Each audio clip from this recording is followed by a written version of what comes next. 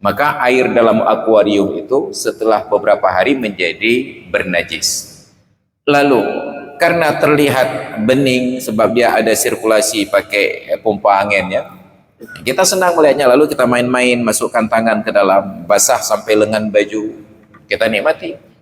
Begitu berkumandang azan, kita ke tempat wudhu, kita hanya berwudhu saja tanpa membasuh lengan baju yang tadi terkena air di dalam akuarium, padahal airnya sudah bernajis.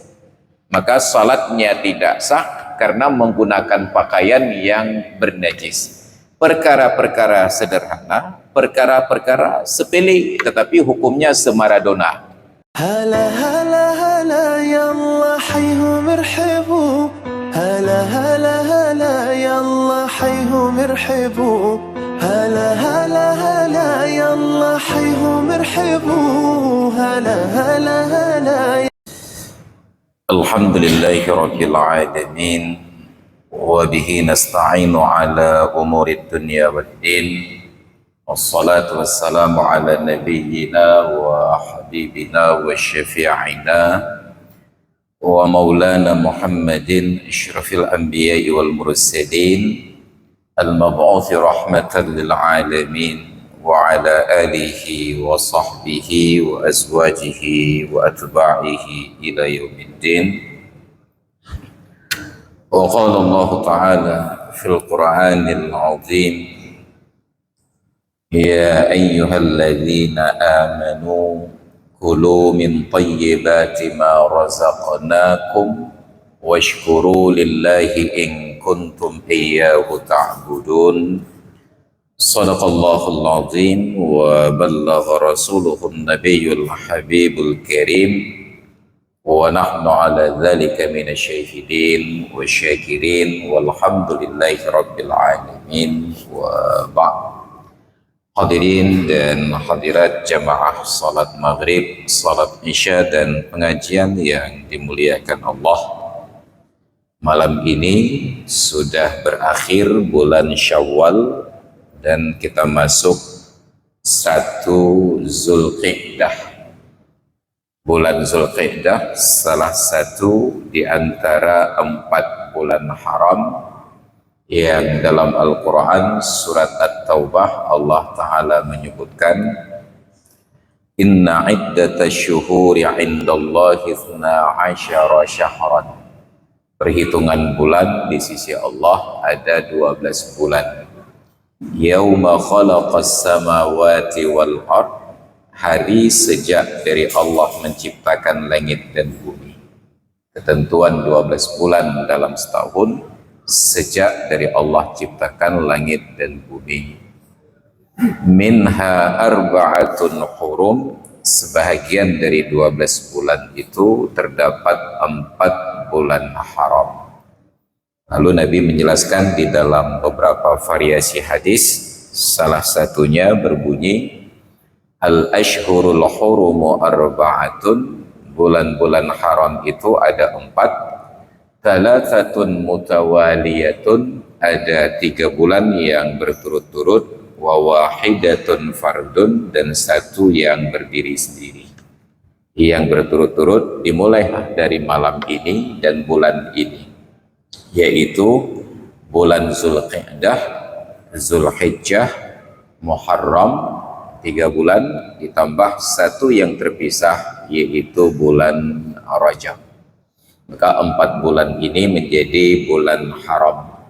Haram dalam arti terhormat, mulia, bukan haram dalam arti berdosa, karena ada dalam tasrifnya haruma yahrumu dan harama yahrimu, hirmah. Jadi hirmah artinya haram, hormah diadopsi ke dalam bahasa Indonesia menjadi hormat. Untuk orang yang hidup disebut al-muhtaram, untuk yang sudah meninggal disebut al-marhum. Jadi jangan terbalik penggunaannya. Saat kita memberikan penghormatan kepada yang meninggal, al-muhtaram fulan, giliran orang yang hidup kayak kami muliakan almarhum Bapak Wali Kota, itu terbalik penempatan, walaupun artinya sama-sama yang terhormat, yang disayangi. Dan bagi kita yang di bulan Syawal kemarin semangat untuk berpuasa Syawal, seharusnya di bulan Zulqa'dah semangatnya lebih tinggi, karena fadilah waktu di bulan haram menyebabkan fadilah ibadah juga meningkat. Tapi sayangnya karena tidak ada iklan dari Allah dan Rasulnya tentang puasa di bulan haram, maka akhirnya bulan Zulqa'dah berlalu tanpa ada yang berpuasa sunat, apalagi yang mengajak puasa sunat. Sedangkan Syawal kemarin tidak berpuasa sunat, seolah-olah puasa Ramadan seluruhnya menjadi batal. Ini karena pemahaman yang keliru dan berlebih-lebihan. Ya, harusnya kalau di bulan Syawal kita berpuasa 6 hari, harusnya di bulan Zulqa'dah kita berpuasa 8 hari. Kenapa 8? Ada 4 kali Senin dan ada 4 kali Kamis. Jadi berpuasa Senin dan Kamis saja totalnya sudah 8. Dan melanjutkan dari pengajian yang telah lalu, masih dalam pembahasan najis, dinyatakan bahwa binatang yang hidup seluruhnya suci kecuali anjing dan babi. Itu pun di dalam mazhab Syafi'i dan Hambali saja. Sedangkan dalam mazhab Maliki dan Hanafi, anjing dan babi itu suci, hanya bermasalah apabila kita dijilat olehnya. Jadi kalau dijilat oleh anjing dan babi, kata Imam Hanafi dan Maliki, wajib basuh 7 kali dengan air, salah satunya bercampur dengan tanah.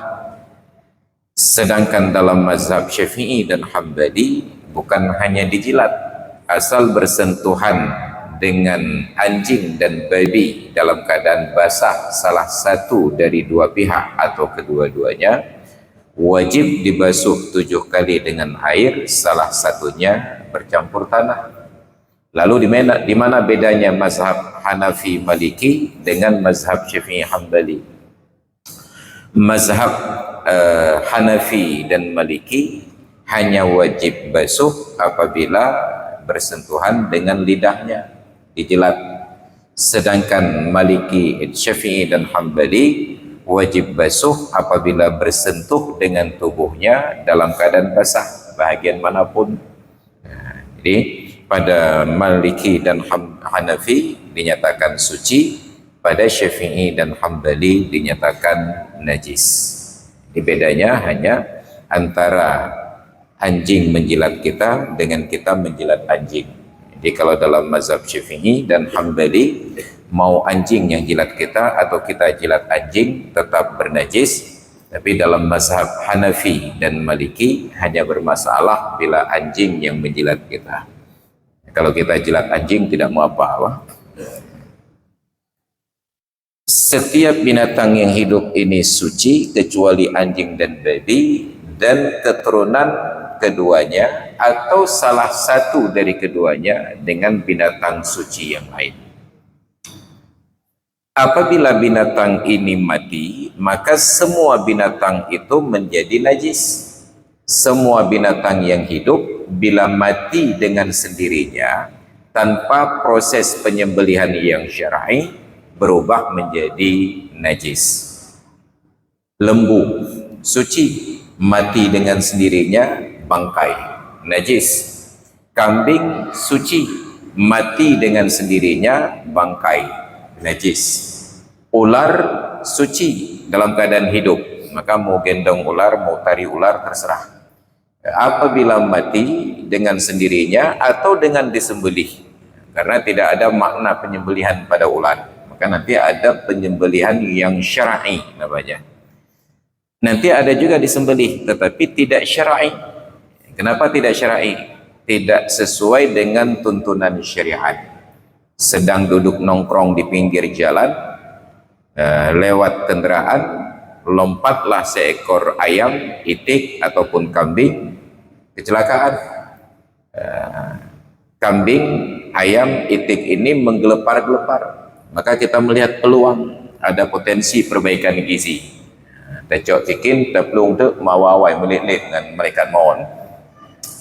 Kadang kita menang, kadang malaikat menang. Kita sembelih. Nah pertanyaannya, ini binatang yang kecelakaan disembelih halal ataukah tidak? Suci ataukah najis?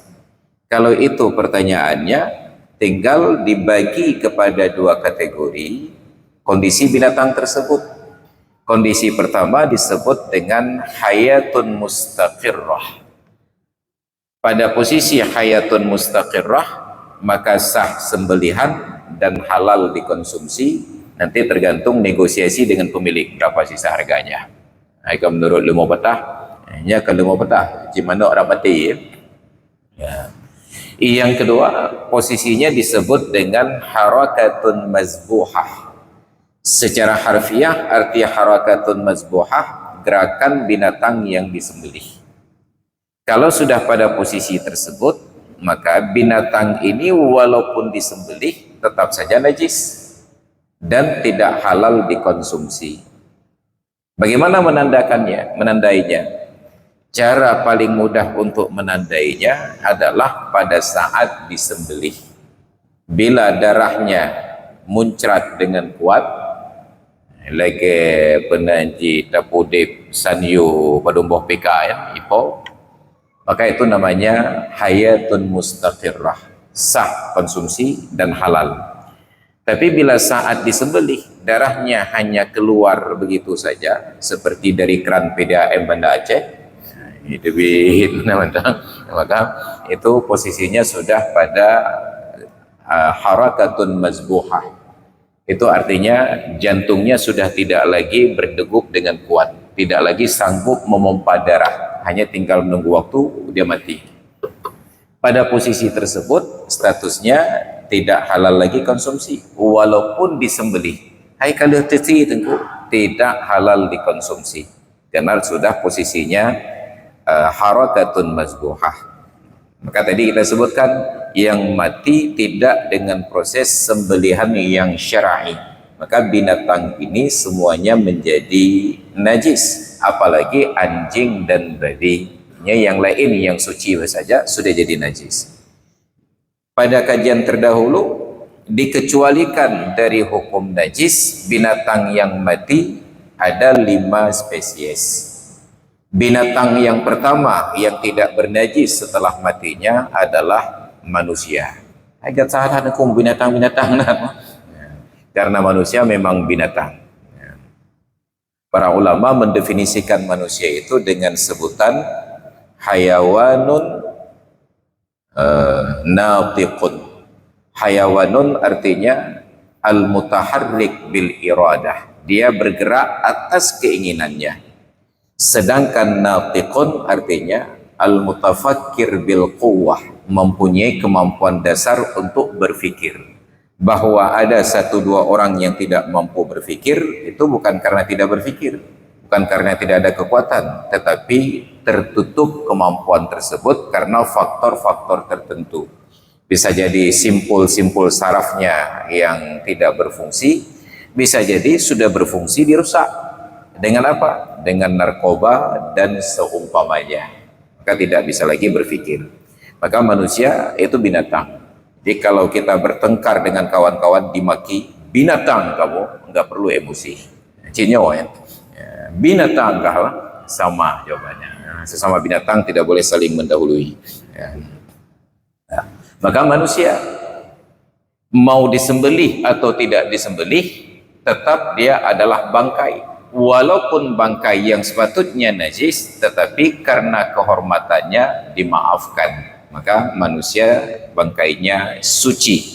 Karena firman Allah Ta'ala, walaqad karramna bani Adam, dan sungguh kami telah muliakan anak keturunan Adam, wa hamalnahum fil barri wal bahri, dan kami tanggung kehidupan mereka di darat dan di laut. 1. Maka menyentuh orang yang sudah meninggal dunia, walaupun jenazahnya sudah membusuk, tidak memindahkan hukum najis, dia tetap suci. Yang kedua, dikeluarkan dari kategori najis bangkai ikan. Karena nanti akan ada pembahasan lanjutan tentang ikan di malam ini. Ikan mati dengan sendirinya, bangkainya tetap suci. Dasarnya karena hadis Nabi, ketika para sahabat dahulu melaut, mereka bertanya, "Ya Rasulullah, kunna narkabul bahra wa nahmilu ma'ana qalilan minal ma'." Kami naik kenderaan laut, meik jelo, meik bot, meik perahu, dan kami bawa bekal air sedikit untuk minum. Artinya, bagaimana kami bersuci ketika tiba waktu salat, bagaimana kami cebok dan lain sebagainya. Sahabat ini hanya bertanya air untuk bersuci, tapi saking pahamnya Nabi tentang psikologi manusia, belum lengkapi jawaban dari pertanyaan yang belum diajukan. Apa kata beliau? Al-bahru tahurun ma'uhu. Laut itu airnya suci lagi mensucikan. Wahillun maitatuhu, dan bangkainya itu halal. Maka apapun binatang yang hidupnya hanya di air saja, dia bangkainya suci. Yang hidupnya hanya di air saja. Maka dimaknai dalam kata ikan bukan hanya jenis ikan, termasuk udang, cumi-cumi, pelam yang hidupnya hanya di laut saja, kuda laut, apalagi yang hanya bisa bertahan hidup di air, yang bernafas dengan insang, dengan pengecualian dua ikan yang bernafas dengan paru-paru, yaitu lumba-lumba dengan paus. Nah, ikan dia walaupun mati tetap sah dikonsumsi. Kalau sempat ikan pun harus disembelih, nyanka musibah orang belau bilih. Bayangkan suami pulang ke rumah menenteng ikan bilis sekilo, nyanka lagi minta pakai rumah neputing gerau. Untunglah pada persoalan ikan laut itu dimaafkan. Yang dirawat pun belum tentu selamat dari masalah. Kita biasanya kenduri itu sembelih unggas besar, ayam itik. Tiba-tiba ada yang buat kenduri mengundang tamu 1000 orang, hidangannya burung puyuh. Yang kami tak pakai ngobrol mau ya. Dicim puyuh teribeboh kenduri, you puting bau rindang ya. Jadi kalau hari ini kenduri, minggu yang lalu kita sembelih. Yang baru selesai buat.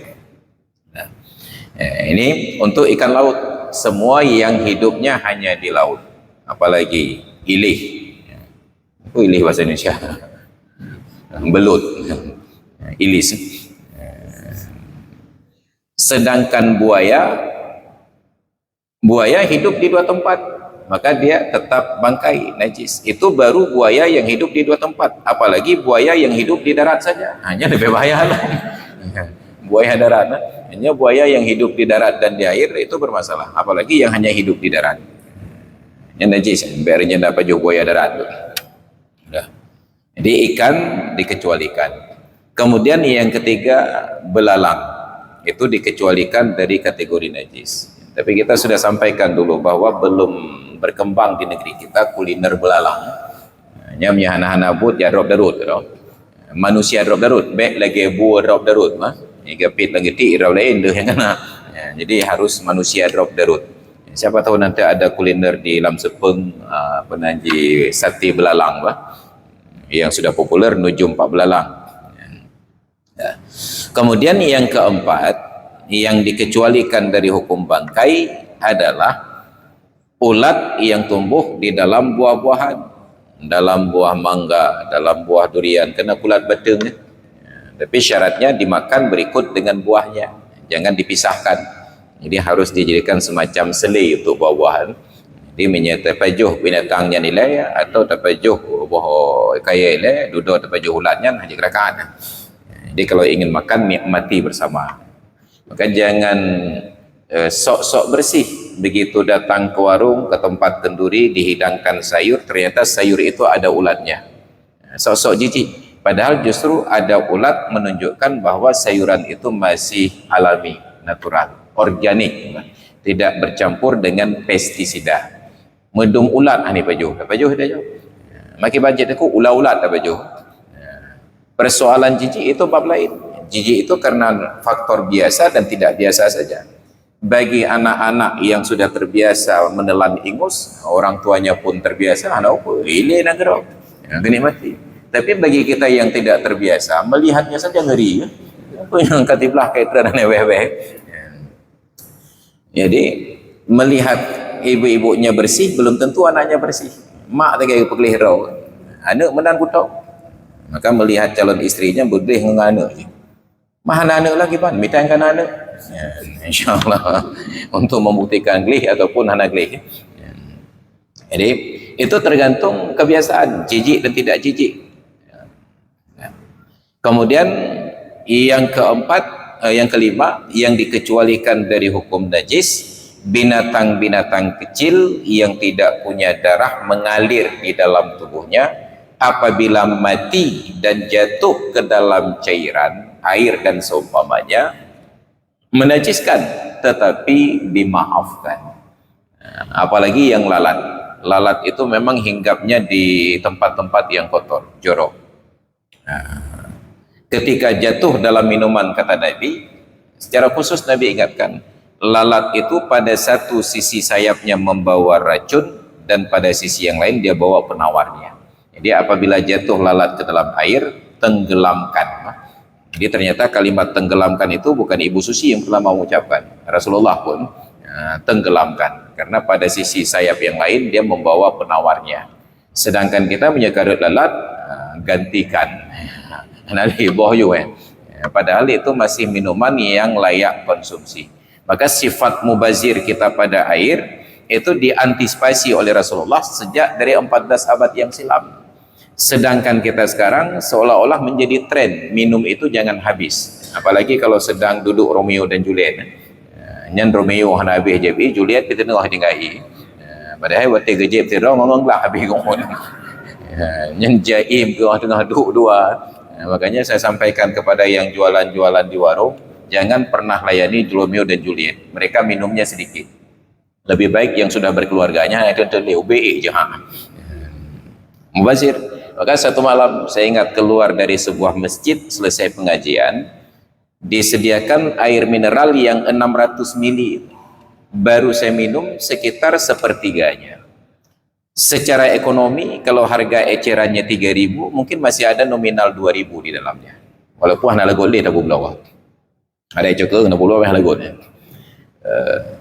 Intinya masih ada harga ekonomisnya 2.000. Yang kedua, itu air yang masih layak konsumsi. Maka ketika keluar dari masjid, saya pegang di tangan, saya tenteng. Sampai di pintu luar masjid, ada beberapa orang jemaah yang mencegat, mengajak diskusi lanjutan. Ketika sedang berlangsung tanya jawab, salah seorang di antara jemaah itu kembali masuk ke dalam, mengambil air mineral yang baru, bersekel, diberikan ke saya, lalu yang di tangan saya itu diambil. Saya pikir beliau mau ambil berkat cip sengkure ya. Rupanya gede lantung bro, lupa berikan bro. Ya, itu lantung bro. Kenapa? Saya kesal karena itu masih bernilai dan itu layak konsumsi. Bayangkan andai kata air mineral sebanyak itu ada posisinya di negeri Suriah atau di Yaman sekarang yang sedang bersengketa dan krisis air. Mereka pertaruhkan nyawa untuk air sebanyak itu. Maka kalau minum sampai tetes yang terakhir jangan mubazir.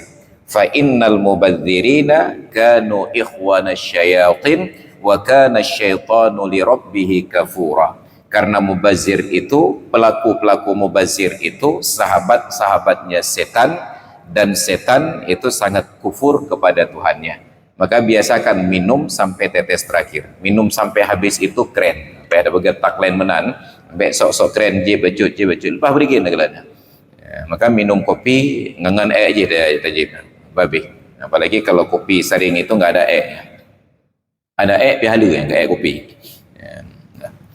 Ini pengajaran Rasulullah. Lalat enggak punya darah, jatuh ke dalam cairan, membawa racun, tenggelamkan, mati najis, dimaafkan.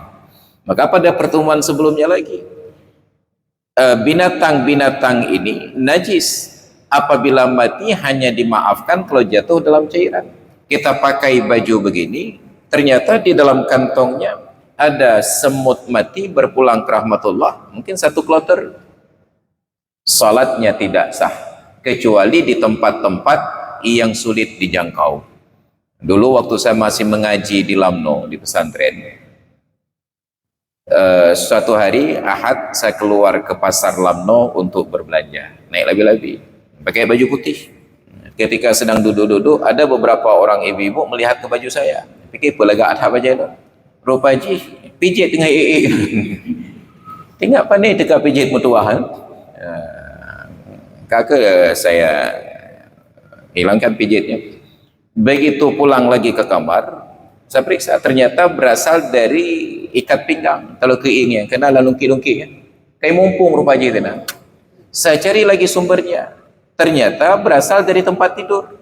Begitu saya pindahkan spray, kasur yang baru itu lubang-lubangnya sudah menghitam semuanya. Ya, itu. Apa solusinya? Solusinya pindahkan spray. Dan pijit itu adalah spesies yang sedikit pemberani daripada Yahudi Israel. Nah, makanya ada ungkapan orang tua, getun lagi pijit. Ya, kenapa? Dia hanya berani sembunyi-sembunyi. Jadi begitu terbuka, dia akan mencari tempat persembunyian yang lain. Jadi kakak lempinah ada spray, ada getun benar. Kakak begapus tapi ada benar. Ya, jadi ini kalau di tempat persembunyian yang sulit untuk dijangkau, dimaafkan. Tapi kalau mudah dijangkau, dalam kantong baje dan seumpamanya, di atas peci, itu tidak dimaafkan dibawa ke dalam solat.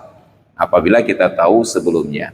Apalagi dalam tradisi ibu-ibu di kampung termasuk kampung lan sepeng, kampung sih ya. Nyan mita gute lam ule ke tingkom. Ba mita laptop yang tingkom ya. Nyan jenazah gute almarhum inan judingai. Kutu binatang hidupnya suci, maka kalau dia masih hidup bermain-main di kepala, itu rezeki hamba ada hamba apa? Ana apa masalah katanya kan negosiasi lebih-lebih kurang.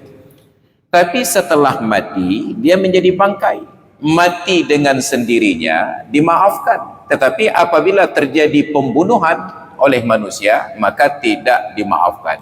Nya bagi tingkam kutai tu letup cuma ada tu yang cacau orang tengok dia. Dan itu pengalaman masa lalu. Itu tidak sah dibawa ke dalam salat, dan itu sudah mentradisi. Entah bagaimana, tidak ada guru-guru kita yang menyampaikan penjelasan itu di ruang publik. Paling-paling hanya pengajian atau balebut beliau sampaikan. Nah, itu kajian kita yang telah lalu. Nah, terkait dengan ikan mati bangkai tetapi dimaafkan dan suci, boleh dimakan mentah silakan, dijemur dulu kering silakan. Makaji zaman udang sabainya ke mana mentah je dah baju. Takeng udang sabai ya. Udang sabai apakah yang kecil ataukah yang sedang, ikan asin pelam cuale yang jemangat hamnya kata dia. Kering. Tetapi ada kondisi khusus. Wa nuqila fil jawahir 'anil ashabi la yajuzu akla samki milhin. La yajuzu aklu samki milhin wa lam yunza' ma fi jawfihi ay minal mustaqdharat. Tidak boleh dikutip di dalam kitab Al-Jawahir dari sahabat-sahabat Imam Syafi'i, mereka menyatakan tidak boleh makan ikan asin. Ya, kabalau. Ini yang menyatakan ongkol makin haji deh baju goreng. Tidak boleh makan ikan asin. Ikan asin bagaimana? Walam yunza' ma fi jawfihi, yang tidak dibersihkan rongganya. Ongkot makin bulat melanaju. Sedangkan di dalam rongganya, perutnya, ususnya, kotorannya itu tidak dibersihkan. Itu tidak boleh dimakan. Karena yang dimaafkan bangkainya, bukan kotorannya. Wa zahiruhu la farqa baina kabirihi wa saghirihi. Kalau melihat redaksi tulisan di dalam kitab Al-Jawahir, itu memberikan kesan gak ada beda antara yang ukurannya besar dengan ukuran kecil. Sama-sama tidak boleh dimakan ikan asin ataupun yang tidak asin. terkena proses engkut tu bukan hanya asin, nak engkut tu. Dia tidak asin tetapi dikeringkan. Semacam kerupuk dia makan dia.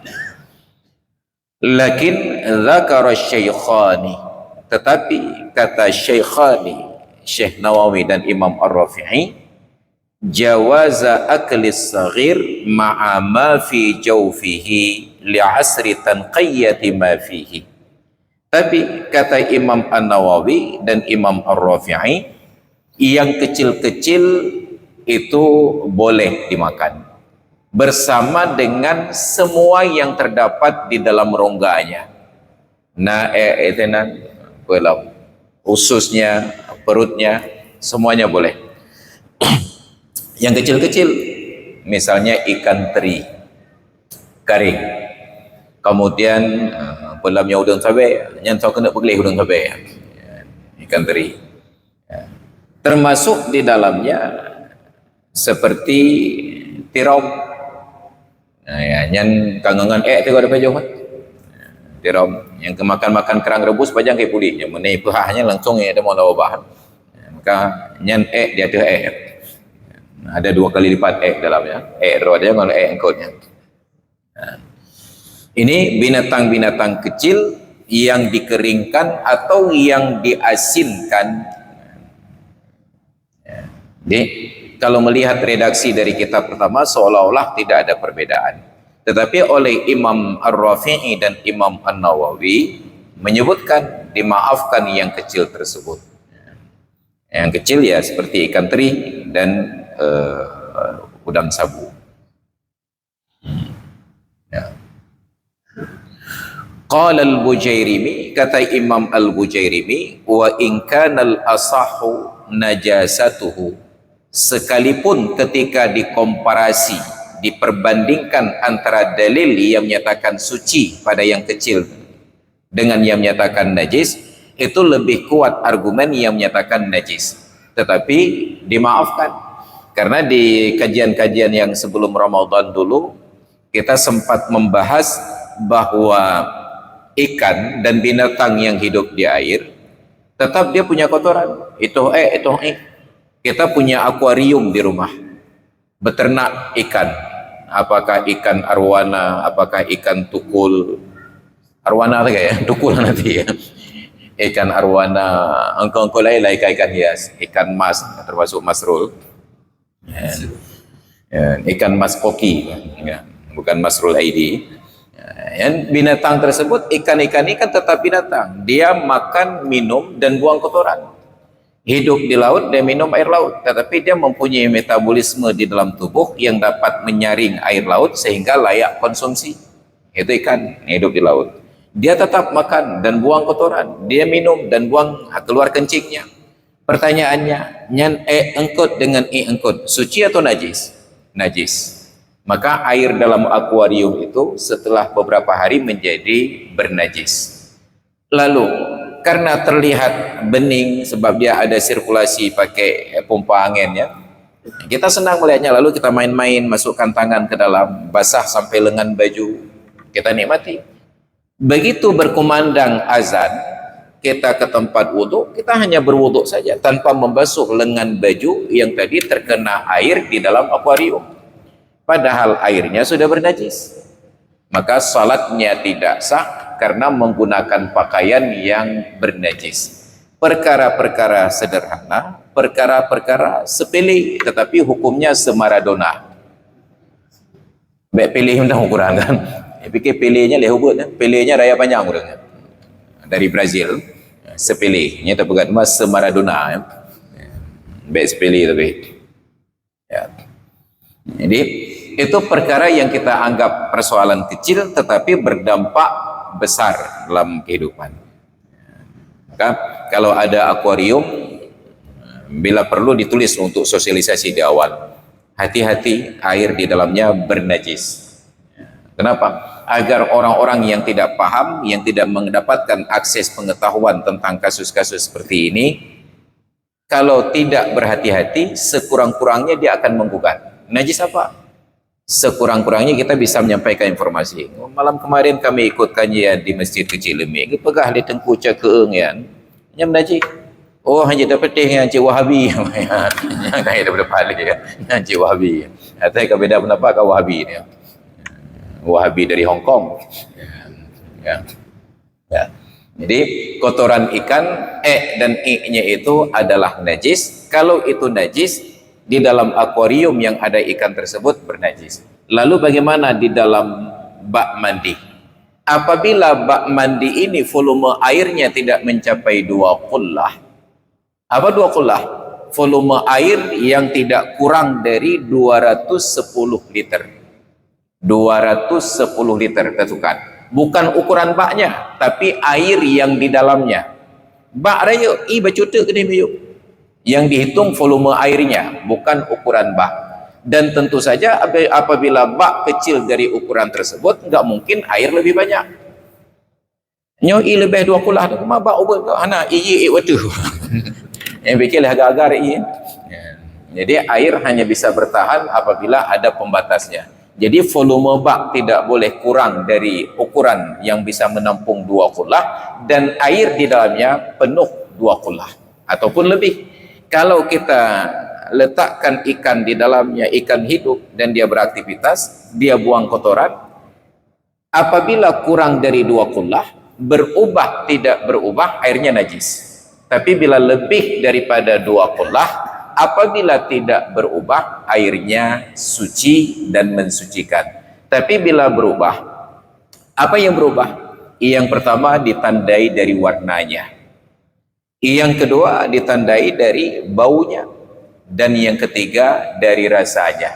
Apabila ada salah satu perubahan tersebut dengan sebab najis di dalam air, maka airnya bernajis. Bukan hanya tidak mampu mensucikan, malah menajiskan badan dan menajiskan pakaian. Maka hati-hati baik hayu ya. Jadi kalau ingin pelihara ikan, ke dalam septic tank bentuknya, jangan orang kemawi. Galam natagalan orang kemawi dalam septic tank, aman insyaAllah dari pencurian. Menyenai cemucu, ngomong pencuri dia tak kena juga. Juga kumpul lele ya. Jadi kalau kotorannya najis, maka yang di dalam tubuh kotorannya itu tetap najis. Lalu diproseslah ikan ini, ditangkap, diasinkan, dikeringkan tanpa dibersihkan rongga dalamnya, maka ikan asin itu najis, tidak layak konsumsi. Lalu bagaimana dengan makan ayam goreng KFC, ketapang fried chicken ataupun king fried chicken? Saat kita makan, digigit, ternyata di dalam uratnya itu masih ada merah, darah. Darah itu najis. Darah itu najis. Innama harrama alaikumul maitata waddam. Hanya saja diharamkan ke atas kalian bangkai dan darah. Tetapi dimaafkan yang tersisa di dalam urat dan daging yang tidak keluar saat disembelih. Makanya proses penyembelihan yang syar'i mensyaratkan tekanan darah itu, pompa darah itu masih kuat saat disembelih agar darah yang keluar maksimal. Orang-orang barat dulu menganggap proses penyembelihan Islam ini tidak manusiawi. Apa manusiawi babi binatang? Maka mereka sarankan agar penyembelihan binatang dibius dulu sebelum disembelih. Mereka jalankan SOP, jadi biuslah. Setelah sekian lama baru mereka akui bahwa binatang yang mati disembelih setelah dibius itu tidak sehat untuk dikonsumsi. Kenapa? Karena binatang yang sudah dibius, degup jantungnya melambat, pompa darahnya menjadi mengecil. Ketika disembelih, darah yang keluar terhambat, banyak tersimpan dalam daging, sedangkan darah adalah media utama pengantar penyakit. Maka akhirnya mereka taubat, baru diakui ternyata penyembelihan sistem Islam itulah yang paling sehat. Islam dilawan. Gangkan buat ni fikirlah baru tadi ya. Cuma mereka senang mencemooh kita. Orang Islam je pai singkil ipoh atai bro akai yang karu bantu Indonesia. Je pat ditomohon Sulawesi itut atai ude-ude mana karu je. Kita minta pakai yo. Jadi Islam mengajarkan adab bahwa darah itu najis. Tetapi yang tersisa di dalam tulang, yang tersisa di dalam urat, yang tersisa di dalam daging pada saat disembelih, ketika dimasak, ketika dikonsumsi, itu dimaafkan. luat itu. Luat hanya ukuran beragama. Luat itu kembali kepada kebiasaan masing-masing. Maka nanti kalau melihat datang ke tempat orang jualan ayam goreng, cuma pastikan dulu bahwa ayam itu disembelih sesuai dengan syariat. Sebab kita punya masalah pada ayam potong, banyak proses penyembelihan yang tidak standar syar'i. Disembelih seharusnya tunggu sampai mati dulu, baru dikuliti dan dikupas. Tapi kenyataannya, hanya bati geti mentang rukuk lehebak na wabah. Tengah kita menang, kita geti ju, apa yang je nak. Begitu selesai disembelih, belum sempat mati, masih menggelepar-gelepar, dimasukkan dalam tungku tersebut, diputar dengan mesin. Kita nggak tahu ini mati disembelih atau mati kejepit. Jadi kalau ada syubhat begini, itu bangkai hukumnya. Makanya orang tua kita dulu kalau menyembelih itik, bebek, itu diikat, digantung. Kenapa? Karena bebek ini survive-nya tinggi, tidak seketika mati. Setelah lehernya disembelih, enggak putus, hanya putus urat-uratnya mentang, dia masih bisa bertahan hidup beberapa menit lagi. Dan dimanfaatkan waktu itu untuk bersilaturahmi, menyampaikan pesan-pesan terakhir, Mbak anak kumun, Mbak Cidara, Mbak mantan-mantan ke.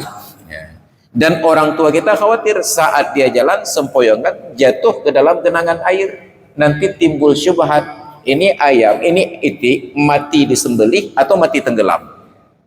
Maka gikat le urang nyemun. Urang lewetnya ada tak boleh menang getik dah buta-buta ayu dah.